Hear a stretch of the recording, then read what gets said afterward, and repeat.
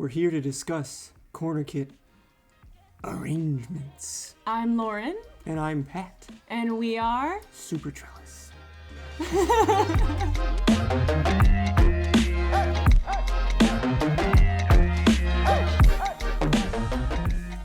This is what we call a 1x1 tower or totem. It's built with one hexagon from the base to the top.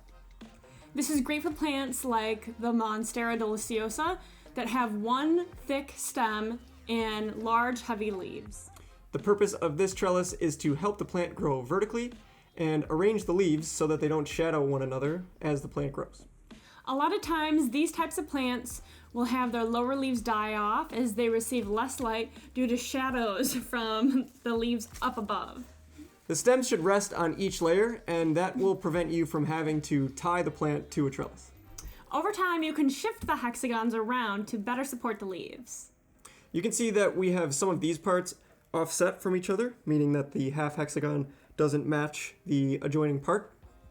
And you can also see that we actually have a few parts missing. We did this to better accommodate the specific needs of this plant.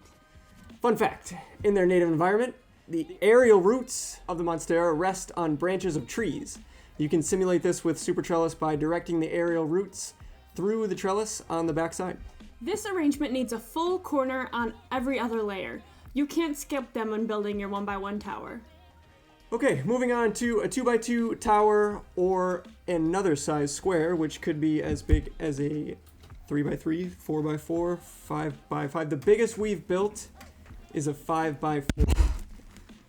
And this one is pretty big. It's a big boy. This plant was a mother plant from our favorite nursery. We transplanted this plant from a 2-inch dowel rod where the vines were stapled with metal staples. Check out the whole blog post on that one. The whole process took 2 days. For this trellis, we buried the bases under the soil and have every corner filled for the entire build. Our goal with this plant is to have it be a focal point in our house for decades. Decades?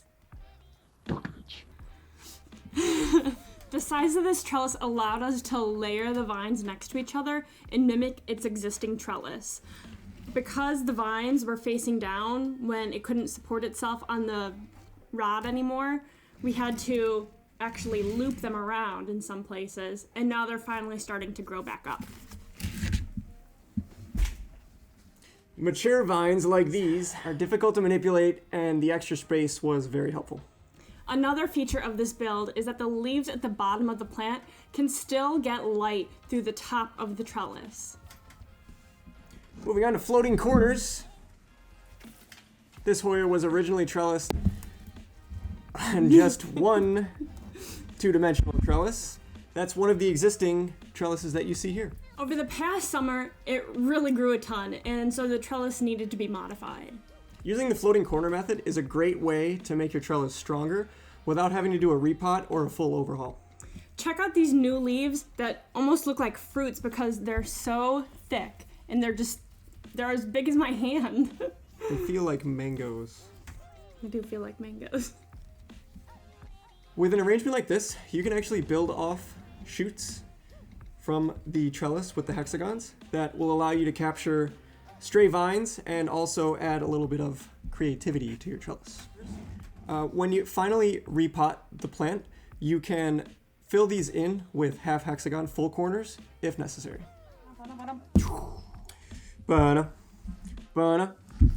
This is the L-shaped arrangement. The L-shape is what we consider the minimalist version of a tower. I can't believe it was only this size. It was literally only... It was this tall when we started. Roll that B-roll. This is perfect for the Raphidophora tetrasperma. This arrangement has the same features as a 1x1 tower, but with less parts obstructing your view of the plant. If you are building one hexagon wide, you're going to want full corners.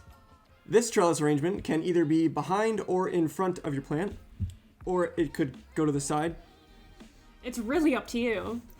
The L-shape is great for guiding leaves around each other to prevent shadows, especially with plants like this Raphidophora. You can see down here, these leaves are covering And when I attach more base parts to the bottom, I'll be able to spread those out. And Parts can be added to the base as the plant grows to increase stability. it is about time for this one to get some extra parts on the bottom.